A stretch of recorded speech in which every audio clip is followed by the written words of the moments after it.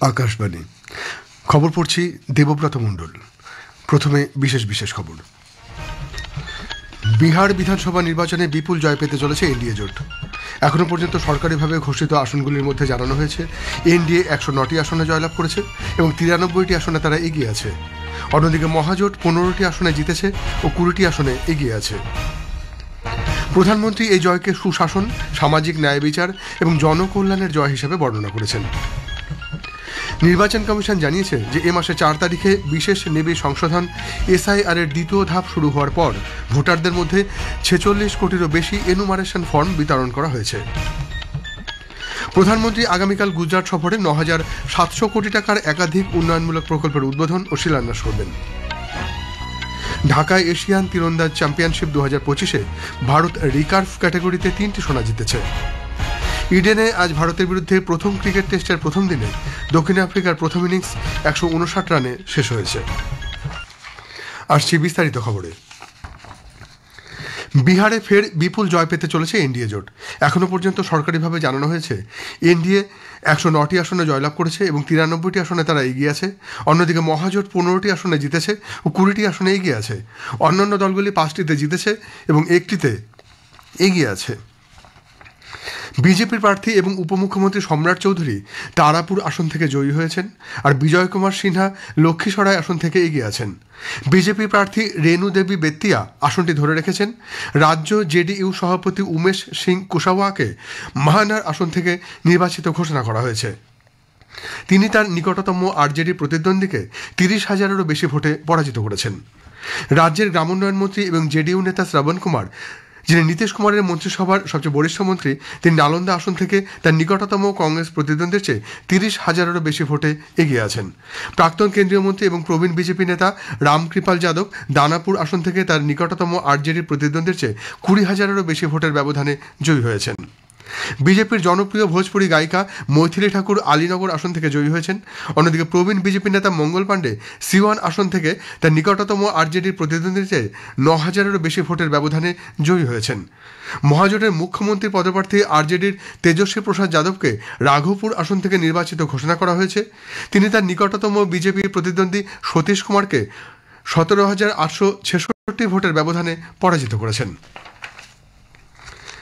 প্রধানমন্ত্রী নরেন্দ্র মোদী, বিজেপি সভাপতি জগৎ প্রকাশ নাড্ডা এবং দলের বরিষ্ঠ নেতা অমিত শাহ এনডিএ জোটকে ঐতিহাসিক এবং অভূতপূর্ব রায় দেওয়ার জন্য বিহারের জনগণকে ধন্যবাদ জানিয়েছেন।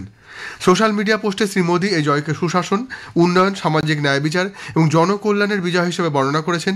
তিনি জোর দিয়ে বলেছেন, এই জনসমর্থন সরকারকে জনগণের সেবা করতে এবং বিহারের অগ্রগতির জন্য নতুন সংকল্প নিয়ে কাজ করার জন্য আরও শক্তিশালী করবে। পরে দলের সদর দপ্তর থেকে এক ভাষণে প্রধানমন্ত্রী বলেছেন, এক ঐতিহাসিক জয়, বিহারের জনগণের কাছে তিনি কৃতজ্ঞ। हम एनडीए के लोग, हम तो जनता जनार्दन के सेवक है। हम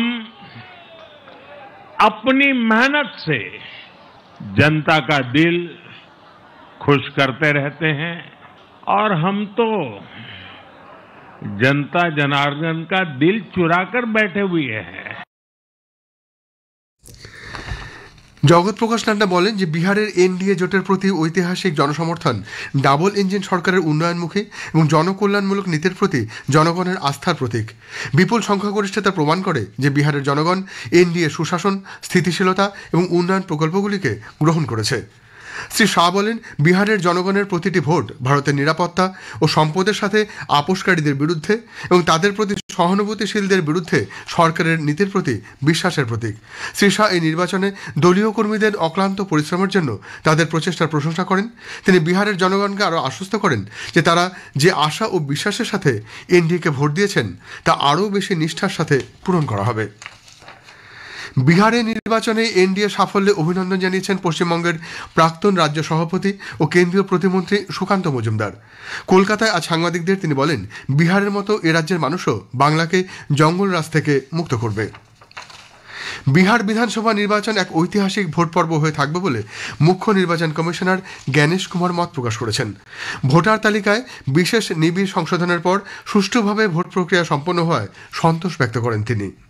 इस बार के विधानसभा 2025 के चुनाव ऐतिहासिक रहे हैं। सर्वप्रथम बिहार की मतदाता सूची के शुद्धिकरण में 7.5 करोड़ से अधिक मतदाताओं ने अपनी भागीदारी निभाई और जमीनी स्तर पर booth level officers, booth level agents और सभी 12 राजनीतिक दलों के 1,60,000 BLAs ने अपनी भागीदारी दी। इन कारणों से SIR का कार्य सफलतापूर्वक संपन्न किया गया। এদিকে এসআইআর এর যে প্রভাব বিহার বিধানসভা নির্বাচনের ফলাফলে প্রতিফলিত হয়েছে তা পশ্চিমবঙ্গের ক্ষেত্রেও প্রযোজ্য হবে বলে কেন্দ্রীয় মন্ত্রী গিরিরাজ সিং মন্তব্য করেছেন। বিহার বিধানসভার সঙ্গেই আজ 7 রাজ্যের 8টি বিধানসভা আসনের উপনির্বাচনে ভোট গণনা চলছে। এর মধ্যে কংগ্রেস 2টি আসনে জিতেছে, বিজেপি 2টিতে জয়লাভ করেছে, আম আদমি পার্টি, পিডিপি ও মিজো ন্যাশনাল ফ্রন্ট 1টি করে আসনে জয়লাভ করেছে। ঝাড়খণ্ড মুক্তি মোর্চা জেএমএম 1টি আসনে এগিয়ে রয়েছে। তেলেঙ্গানায় কংগ্রেসের নবীন যাদব হায়দ্রাবাদের জুবিলি হিলস আসনে জয়লাভ করেছেন।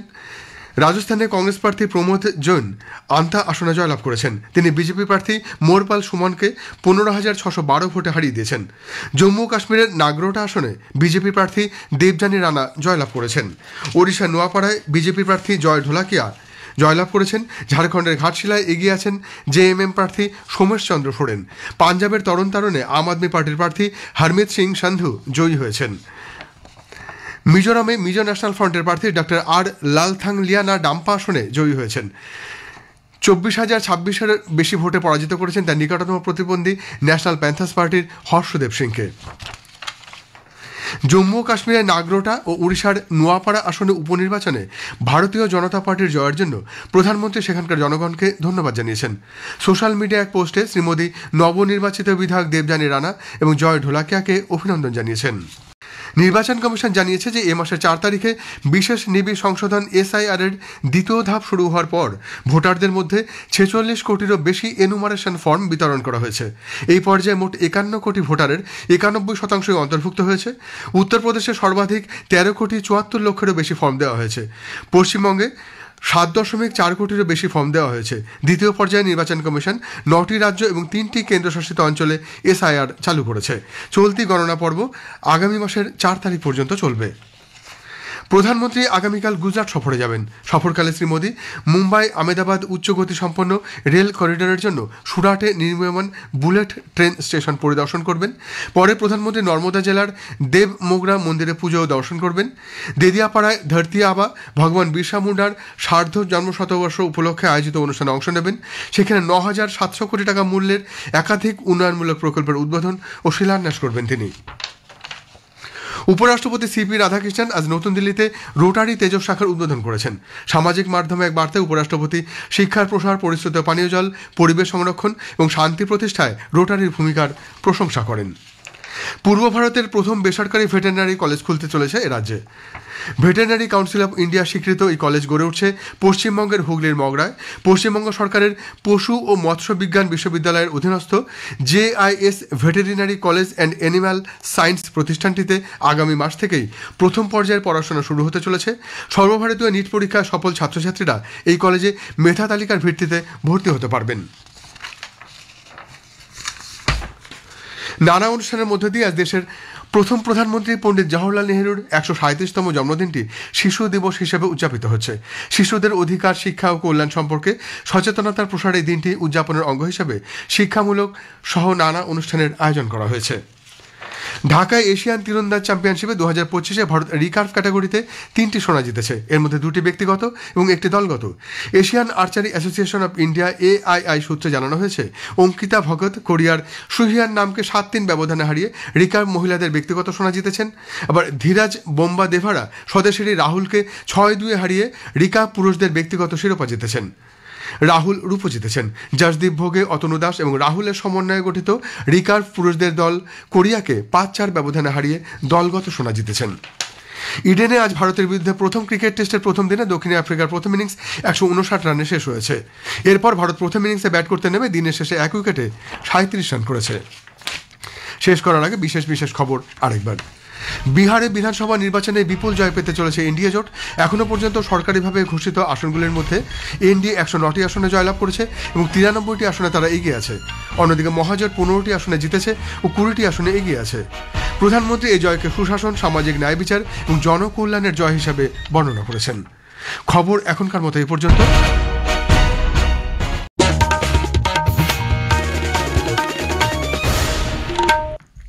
আকাশবাণী কলকাতা, স্থানীয় সংবাদ পড়ছে ধৃতি সেন শর্মা।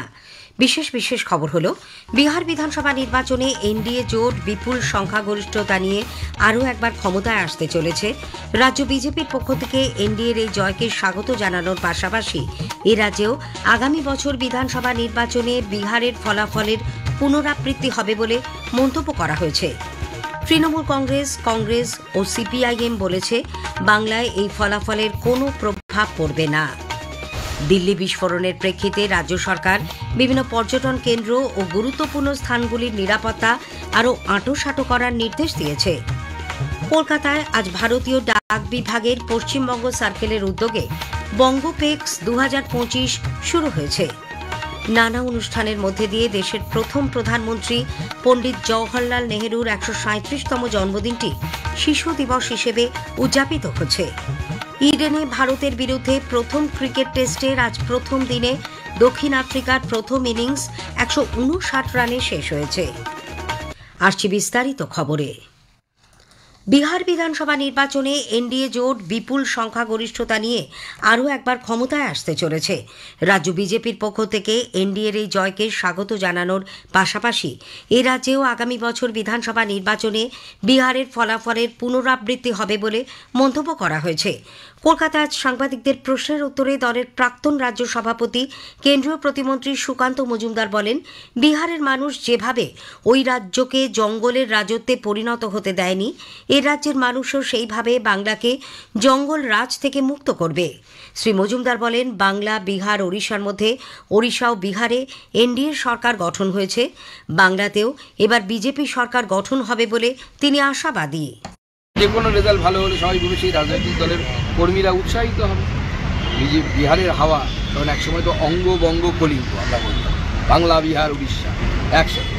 উড়িষ্যাতে হয়ে গেছে অর্থাৎ কলিঙ্গতে হয়ে গেছে, আমাদের অঙ্গ অর্থাৎ বিহারে এবার হলো, আর এবার বঙ্গের পালা। আমার বিশ্বাস বাংলার মানুষ এই জঙ্গল রাজ থেকে, বিহারকে যেমন বিহারের মানুষ জঙ্গল রাজ থেকে জঙ্গল রাজে ফিরিয়ে যেতে দিল না, সেরকম বাংলার মানুষও জঙ্গল রাজ থেকে বের করবে। এদিকে বিধানসভায় বিরোধী দলনেতা শুভেন্দু অধিকারীর নেতৃত্বে বিজেপি বিধায়করা বিহার নির্বাচনের সাফল্য উদযাপন করেন। শুভেন্দুবাবু বলেন, আগামী বছর বিধানসভা নির্বাচনে বিহারের ফলাফলের পুনরাবৃত্তি হবে। বৈধ ভোটারদের অংশগ্রহণের মাধ্যমে বিজেপি নিশ্চিতভাবে জয়লাভ করবে। বিহারে ভোটে এনডিএর বিপুল সংখ্যাগরিষ্ঠতা নিয়ে জয়লাভের খবরে এ রাজ্যের কোচবিহারের হলদিবাড়িতে বিজয় মিছিল বের করা হয়। বাঁকুড়ার কতুলপুরে বিজেপি কর্মীদের মধ্যে ব্যাপক উচ্ছ্বাস লক্ষ্য করা যায়। পুরুলিয়া জেলাতেও এই উপলক্ষে মিছিল বের করা হয়। উত্তর দিনাজপুর, জলপাইগুড়ি, পূর্ব, পশ্চিম বর্ধমান সহ বিভিন্ন জেলায় বিজেপির কর্মী সমর্থকেরা উল্লাস প্রকাশ করেন। বিহার বিধানসভা নির্বাচনে ভোটার তালিকায় বিশেষ নিবিড় সংশোধন কর্মসূচি এসআইআর এর প্রভাব প্রতিফলিত হয়েছে বলে কেন্দ্রীয় মন্ত্রী গিরিরাজ সিং মন্তব্য করেছেন। পশ্চিমবঙ্গের ক্ষেত্রেও তা প্রযোজ্য হবে বলে তিনি আজ নতুন দিল্লিতে বলেন, ये बिहार की जीत हमारी है, बंगाल वाली दीदी अगली बारी बंगाल की है, क्योंकि वहां भी रोहिंग्या बांग्लादेशी घुसपैठियों को निकालना है, अराजकता की सरकार को हटाना है। এদিকে তৃণমূল কংগ্রেস গিরিরাজ সিং এর এই মন্তব্যের সমালোচনা করেছে। দলের মন্ত্রী শশী পাঁজা আজ কলকাতায় বলেছেন, কেন্দ্রীয় মন্ত্রী রাজ্যের কোটি কোটি মানুষকে অপমান করেছেন। এটি রাজ্যের ওপর সরাসরি আক্রমণ এবং এ থেকেই স্পষ্ট বিজেপি নিরাপত্তাহীনতায় ভুগছে। কেন্দ্রীয় মন্ত্রী গিরিরাজ সিং সংবিধানের শপথ নিয়েছেন, আর যত অসাংবিধানিক কথা তিনি বলেন। এবার বাংলাকে অপমান করতে গিয়ে আবারও নিজেদের সীমা যেটা আছে সেই সীমাটাকেও পার করেছে। বিহারে বিধানসভা নির্বাচনের ফলাফলে এনডিএ জোটের ব্যাপক সাফল্য প্রসঙ্গে রাজ্যের পুর ও নগর উন্নয়ন মন্ত্রী কলকাতার মেয়র ফিরহাদ হাকিম বলেছেন, বিহারে এই ফলাফলে পশ্চিমবঙ্গে বিজেপির উচ্ছ্বসিত হওয়ার কোনো কারণ নেই, কারণ তার প্রভাব বাংলায় পড়বে না।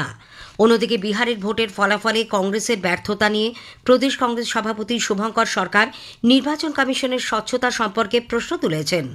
সিপিআইএম বলেছে, ভোটের শতকরা হার হিসেব করলে বিহারে বিজেপির তুলনায় তেজস্বী যাদবেরা বেশি ভোট পেয়েছেন।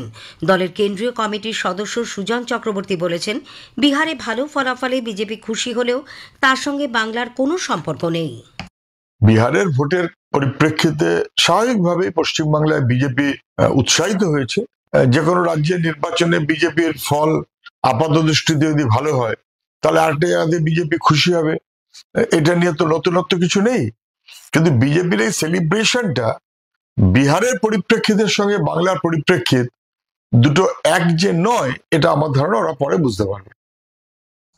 ভোটার তালিকায় বিশেষ নিবিড় সংশোধন কর্মসূচি বা এসআইআর এর জন্য রাজ্যে আজ বিকেল ৩টে পর্যন্ত ৯৬.৬৬% অর্থাৎ ৭,৪০,৭৮,০০০ বেশি এনিউমারেশন ফর্ম বিলি করা হয়েছে। মুখ্য নির্বাচনী আধিকারিকের দপ্তর সূত্রে একথা জানা গেছে। মুর্শিদাবাদের কান্দির গোকর্ণে জমি নিয়ে দুপক্ষের বিবাদের জেরে আজ দুপুরে পরিস্থিতি উত্তপ্ত হয়ে ওঠে। সংঘর্ষ থামাতে গিয়ে আক্রান্ত হন কান্দি থানার পুলিশ কর্মীরা। ইঁট ও লাঠির আঘাতে আহত হন থানার আইসি মৃণাল সিনহা ও আরও 2 পুলিশ কর্মী। পরে কান্দির মহকুমা পুলিশ আধিকারিকের নেতৃত্বে অতিরিক্ত বাহিনী গিয়ে পরিস্থিতি নিয়ন্ত্রণে আনে। দিল্লি বিস্ফোরণের প্রেক্ষিতে রাজ্য সরকার বিভিন্ন পর্যটন কেন্দ্র ও গুরুত্বপূর্ণ স্থানগুলির নিরাপত্তা আরও আঁটোসাঁটো করার নির্দেশ দিয়েছে। রাজ্য পুলিশের মহানির্দেশক রাজীব কুমার আজ দুপুরে ভবানী ভবন থেকে রাজ্যের সমস্ত জেলা পুলিশ সুপার, পুলিশ কমিশনার ও শীর্ষ পদস্থ কর্তাদের সঙ্গে এক জরুরি ভার্চুয়াল বৈঠক করেন। সেখানে দীঘার জগন্নাথ মন্দির সহ রাজ্যের অন্যান্য জনপ্রিয় পর্যটন কেন্দ্র যেমন দার্জিলিং, কালিম্পং, সুন্দরবন, মন্দারমণি ও গঙ্গাসাগরের মতো বিভিন্ন জায়গায় নিরাপত্তা বলয় আরও জোরদার করার নির্দেশ দেওয়া হয়েছে। প্রশাসনিক সূত্রে জানা গেছে, একই সঙ্গে দীঘা সহ সমুদ্র উপকূলবর্তী এলাকাগুলিতেও নজরদারি বাড়ানো হবে। রাজ্যপাল সিভি আনন্দ বোস ফিলাটেলিস্ট বা ডাক টিকিট সংগ্রাহকদের জন্য তার মায়ের নামে পদ্মাবতী পুরস্কার ঘোষণা করেছেন। কলকাতায় আজ ভারতীয় ডাক বিভাগের পশ্চিমবঙ্গ সার্কেলের উদ্যোগে বঙ্গপেক্স 2025-এর উদ্বোধনের পর রাজ্যপালের এডিসি কথা জানান। ডাক টিকিট সংগ্রহের কাজে উল্লেখযোগ্য অবদানের জন্য 3 জন ফিলাটেলিস্টকে পুরস্কার দেওয়া হবে। পশ্চিমবঙ্গ সার্কেলের চিফ পোস্টমাস্টার জেনারেল ওই 3 জনকে নির্বাচিত করেন। পরে রাজ্যপাল বলেছেন, আজকের দিনে ডিজিটাল যুগেও ডাক টিকিট যথেষ্ট প্রাসঙ্গিক। তার মা নিজে একজন ফিলাটেলিস্ট এবং ডাক বিভাগে কর্মরত ছিলেন, তাই ডাক বিভাগের সঙ্গে তার নিবিড় যোগাযোগের কথাও উল্লেখ করেন রাজ্যপাল। Today, what prompted me to declare the Padma Awards, it's not the Padma Shri as our honorable guest has received it. This Padma is my own mother, Padmavati. My mother was not only a postmistress, she was also a philatelist. In fact, speaking about post offices, I grew up in the background of the post office. I can legitimately claim I have an umbilical relation with the postal department. চলচ্চিত্র উৎসব শেষ হতে না হতেই বাংলা ছবির মুক্তি ঘিরে কলকাতায় আবার তৈরি হয়েছে জটিলতা। প্রকাশ্যে এসেছে ফেডারেশন ও ইম্পার সঙ্গে ছবি নির্মাতাদের বিরোধ। একটি প্রতিবেদন। জয়ব্রত দাসের বাংলা ছবি দ্য একাডেমি অফ ফাইন আর্টসের মুক্তি নিয়ে জটিলতা কাটাতে আজ বৈঠক হলেও কোনো সমাধান সূত্র মেলেনি।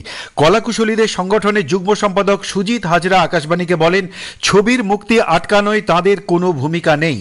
স্টুডেন্ট ফিল্ম হিসেবে দেখানো হচ্ছে, কিন্তু বাণিজ্যিকভাবে বেরোচ্ছে মিডিয়াতে এবং বিভিন্ন জায়গায় যাচ্ছে যে ফেডারেশন বিরোধিতা করছে। ফেডারেশন ছবি রিলিজের বিরোধিতা করবে কেন? পরিচালকের কথা, এটি সম্পূর্ণরূপে ছাত্রদের ছবি। এটা একেবারেই মিথ্যে কথা। স্টুডেন্ট ফিল্ম বলে চালানোর কোনো জায়গা নেই। এটা স্টুডেন্ট ফিল্ম, এটা প্রথম থেকে আমরা নিজেদের টাকায় নিজেরা প্রডিউস করে নিজেরা ইন্ডিপেন্ডেন্টলি বানিয়েছি। এদিকে ইস্টার্ন ইন্ডিয়া মোশন পিকচার্স অ্যাসোসিয়েশনের সভাপতি পিয়া সেনগুপ্ত বলেন, ফেডারেশনের অভিযোগের ভিত্তিতেই তারা পদক্ষেপ নেন।